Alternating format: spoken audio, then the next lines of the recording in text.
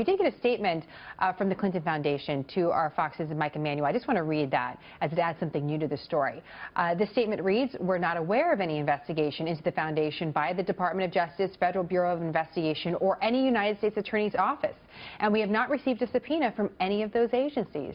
Mercedes, if I was being investigated by the FBI, I hope I'm not. Right. Would I know about it? Not at all. I mean, that's part of what the feds do. They have to gather the evidence. They have to gather information. They have to talk to individuals.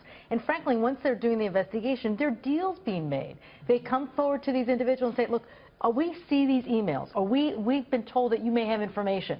We'll do a deal with you. We won't prosecute you. Here's a proffer. We won't prosecute you. Give us all the information. None of that's known to the actual target of the investigation. All of that's just a groundswell of information leading up to eventually to indictment. So read between the lines, Eboni. When you see that statement, you hear that statement, what goes through your head as a lawyer?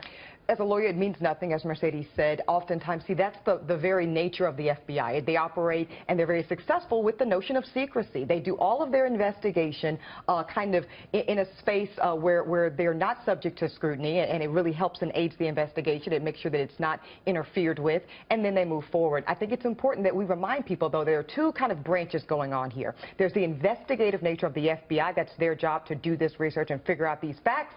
Then they kind of hand the ball off, so to speak, to the Department of Justice, and it's their job to prosecute. But they're they're linked, because if one doesn't do a good job, if the FBI has an incomplete investigation, how does the Department of Justice know whether or not to move forward with prosecutions?